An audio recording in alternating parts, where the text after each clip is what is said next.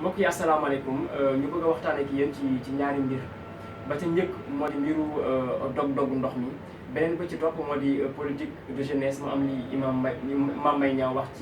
ci loola. ma ñëkkee ko ci li nga xamante ne moom mooy dog-dog ndox mi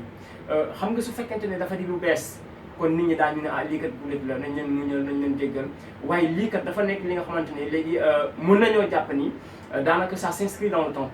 ndax amoon na fi ca 2013 amaan na fi. amaataat fii kon ñu ngi ci daanaka beneen coupure générale ba nga xamante ne am na luñ ciy ñaawlu mu di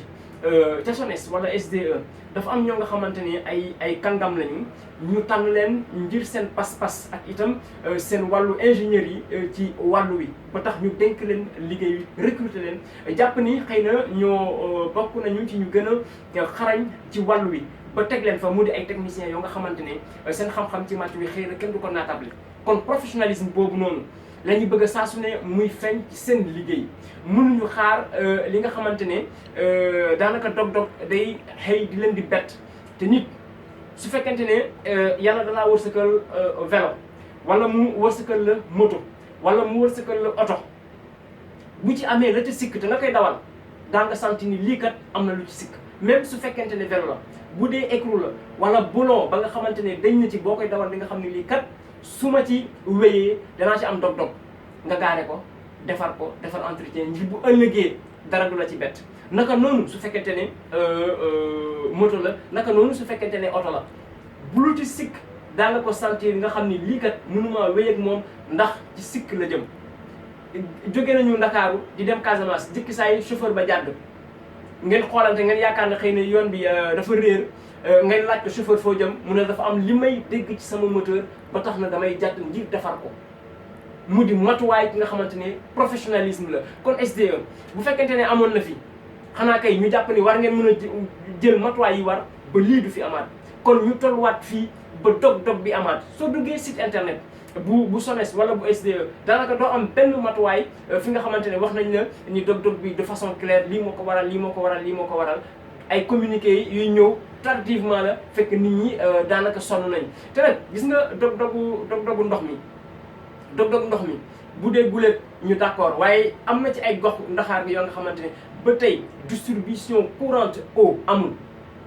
distribution de façon régulière boo demee Ouest Foire wala Nord Foire da nga gis ni am na ci ay kër yoo nga xamante ne dañuy xaar ba guddi soog di am ndox loolu war naa mën a am ci jamono ji ñu toll ci jamono bu ñuy waxi émergence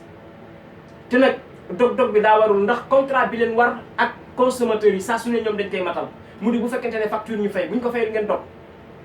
kon nag bu dog-dog ñëwee ba mu war a toll ci li nii su fekkente ne ci réew moo nga xamante ne dañuy doxal yoon kon ndàmpaay da cee war wala matuwaay yu mot sëkk ba nga xam ne ni bopp koñ bu ne citerne dana fa taxaw ba nit ñi duñu sonn waaye xoolal nit ñi di sonnee jamono ji ca Ndakaaru te nag leneen li ci gën a doy waar mooy ku sonn rek wéet am na ay jamono te yàggul dara jamono Abdoulaye Wade coupure am mu di courant wala ndox wala denrée alimentaire mu am lu ci sikk yokkute wala mu manqué ñu woo nit ñi ci ay conférence de presse lu ne ñu wax ko ci tey jii ñu ci gën a bëri doo leen dégg ñi doon wax démb ak barki démb ci toroxtaange askan wi ñu ci gën a bëri tey doo leen dégg ndax lan ndax dañoo féetewoo nguur ndax lan dañoo yori ay poste ndax lan dañuy sàmm ñoom seen i intérêt personnel fàtte la nga xamante ni moom mooy la askan wi di dund kon nag loolu war a yee askan wi ñu ñëw nag ci président de la république su fekkente ne nag nit dañ koo dénk ab département ministériel même su fekkente ne sa goro la nga la bu ko rus su fekkente ne yéen wa diis na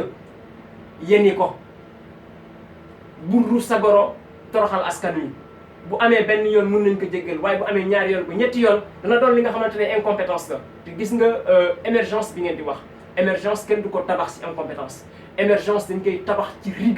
rigueur professionnelle rigueur ci lépp rigueur boobu nag dafa manqué ci li nga xamante ne moom mooy gestion ci yenn yu bëri rawatina nag ci gestion dossier bi nga xamante ne moom mooy jëm ci ndox mi kon jël leen seen i matuwaay ba ngeen xam ni lii dootul amaat président nag lii bu amee amaat responsabilité bi gannaaw ca ministre bi responsabilité baa ngi ca loxo ndax ba mu amee fii sol nga sa tenue militaire waaye yaakaar naa ne foog nga solaat ko saraxe woon ngeen fi ay nag yu ñuul yaakaar naa ne bii la yoon foog ngeen indi saraxewaat ay nag yu bleu wala yu jaune ndax mbir maa gën a kéemaane ma jàll ci beneen poñ bi mu di politique de jeunesse dañ ca toll foog ñu waxtaan ci yàggul dara université républicaine noonu lañ ko tuddee mooy ndaw yi bokk ci APR di COJER dem ca Mbour amal fa ab xawaare bu mag amal itam saa su ne comme chaque année seen édition bu ne dañuy amal thème ma bëgg tuuti attirer seen attention ci seen édition 2014 ñu ngi amoon comme thème jeunesse construisons l'émergence 2015 ñu ne plan Sénégal émergent et consensus national ñu ne 2016 mooy at gi ñu ne 1-2 du PSE bilan et perspective xam nga lu jëm ci wàllu PSE su fekkente ne da ngeen ko tegle ñaari at di ko waxtaanee bu yàggee day soof président mi ko sumb ne plan la waxtaanee ko ak ay experts ñu waxtaan ci loolu fi mu toll nit ñi xaaruñu ci leneen lu dul gis li nga xamante ne moom mooy émergence émergence nag ma bamtuwaat ko dafa am ci li nga xamante ne moom lay àndal ngeen seetlu ci jamono ji ci wàllu ndaw ñi ak itam ci fi jamono toll colloque foo ko dégg ci ab réew ci li gën a bëri colloque séminaire ak yenn yi dañ koy appliquer ci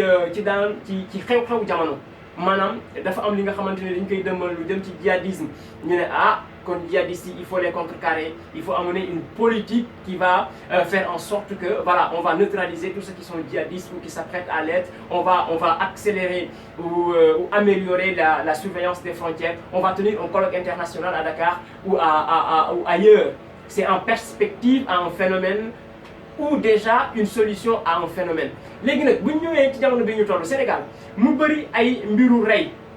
te su ngeen deful constat bi je voudrais attirer votre attention là-dessus où le commanditaire de l'acte c'est-à-dire le crime en tant que tel ou l'auteur pour être précis où il est jeune ou la victime est jeune donc mu di ñaar ñoo nga xamante ne ki koy def ak ki nga xamante ne moom lañ ko def li ci gën a bëri c'est pas dans tous les cas mais li ci gën a bëri ay ndaw lañu loolu nag waroon yéen ndaw APR ngeen ne kat sëgëm waxtaane woon nañ daaw émergence ak PSE ainsi de suite mais xanaa ren kay nañu orienté suñu débat bi ñu jëmale ko ci wàllu li nga xamante ne dafa xew ci jamono ñun ay ndaw lañu ndaw yaa ngi reyante suñuy ay morom lañ xanaa kay on va appeler des experts en la matière des sociologues sur la jeunesse ainsi de suite ñu tenir ay panel ñu defal ñu bokk une sorte de diagnostic pourquoi on en est arrivé là pourquoi il y a autant de violence pourquoi les jeunes sont devenus aussi violents on agresse le matin le soir l'après-midi toutes les heures il y a des agressions à Dakar et les victimes on peut les multiplier par 3, 4 par jour fu ne Bignona Dakar dans la région de Matam ainsi de suite partout c'est des jeunes qui pour un donne-moi 100 francs tu me dois 250 ils s'entretuent ma jàpp ne nag kon c'est pas pour vous donner des injonctions ou vous orienter sur ce que vous devez faire modestie à part j'ai pas ce grade là c'est juste pour vous dire que ça aurait été beaucoup plus pertinent que li ngeen def nii ngeen def ko en panel tenir ko feneen inviter des gens qui sont des spécialistes des politiques de jeunesse ñu indil ñu ay diagnostic ba nga xamante ne ñun même suñu bokkul APR dinañu njëriñ pour ñu xam situation bi lan moo tax ñu toll fii nii lan moo tax rey ji bëri ça aurait été beaucoup plus pertinent ensuite président c'est pas parce que le président il réfléchit vers ce sens-là que yéen ñëpp vous êtes obligés de réfléchir vers le même sens que lui vous êtes des intellectuels en fait ci li ma yaakaar moom jàng na nekk na ingénieur yéen itam jàng ngeen as lëf li ngeen xam ci li nga xamante ne moom mooy xam-xam indi leen ko yokkal ko indi leen des conclusions sur une bonne et pertinente politique de jeunesse qui va aider nos compatriotes à sortir de cette situation de sous-emploi xanaa kay loolu rek mun naa wàññi crime ma ñëw ci li nga xamante ni Imam Mbaye Niang ci wàllu politique de jeunesse gannaaw ba mu jàkkaarloo ak député yi mu wax ni 60% des demandeurs d'emploi n'ont pas de qualification professionnelle mu teg ci ni ils n'ont pas aussi une scolarisation normale mun nañ ko nangul mu yokkaat ni la plupart des jeunes demandeurs d'emploi ne sont diplômés qu'en marketing, banque, assurance et communication. Déjà, c'est contradictoire quand il dit que 60% n'ont pas de qualification. La plupart ont comme diplôme marketing, banque et assurance et communication. Je vais déjà pour définir la qualification professionnelle. La qualification professionnelle, c'est une définition tirée du lexique du travail. La qualification professionnelle est l'aptitude d'une personne à exercer un emploi ou une fonction. Nous avons certaines qualifications nécessitent l'obtention d'un diplôme. Nous sommes dans d'autres cas, cette qualification professionnelle-là peut s'acquérir à travers une expérience. Quand on dit que diw amul expérience wala amul qualification professionnelle, c'est pour se défausser. C'est une fuite de responsabilité. Fuite de responsabilité, emploi, vous devrez vous inscrire dans une politique qui consiste, s'ils n'ont pas de diplôme, c'est de faire en sorte qu'ils aient un diplôme. S'ils n'ont pas une qualification professionnelle qui n'est pas forcément synonyme de diplôme, nous ferons une qualification professionnelle. Ministre,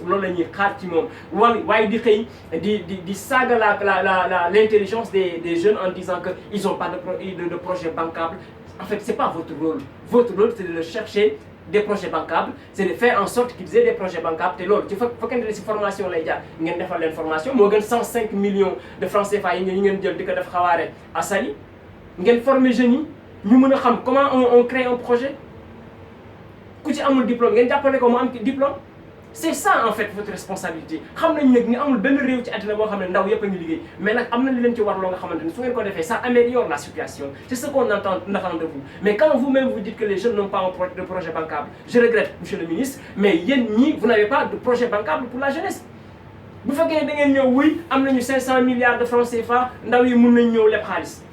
Lepp xaalis ci ab ministère ak yoonu selon des mécanismes montés par le ministère. Loolu mu fi am depuis 5 ans. Donc loolu rek su fekkente ne moo ko doon saafara Abdoulaye Wade du wàcc ndax amoon na ci des structures tout ça pour aider les jeunes à avoir des financements. Il faut aller au-delà de cette politique là te itam ngeen bàyyi di saaga di ñàkkal fayda ndaw ñi saa su ne pour dire que voilà ils sont pas qualifiés ou ils n'ont pas de projet bancable. Loolu du seen wax yéen seen cër ak li ñu leen laaj mooy fexe ba ndaw ñi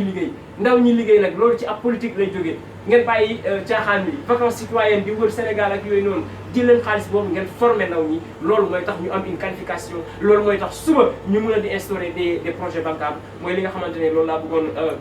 sédd ak yéen ci waxtaan di wax nag ci wàllu ndox mi monsieur le président de la république wax dëgg yàlla gàcce bu gàtt moo gën gàcce bu gudd bu fekkente ne sa goro ci ñi nga dénk ministère de l'hydraulique mënul wàccee ko nga teg fa keneen jërëjëf.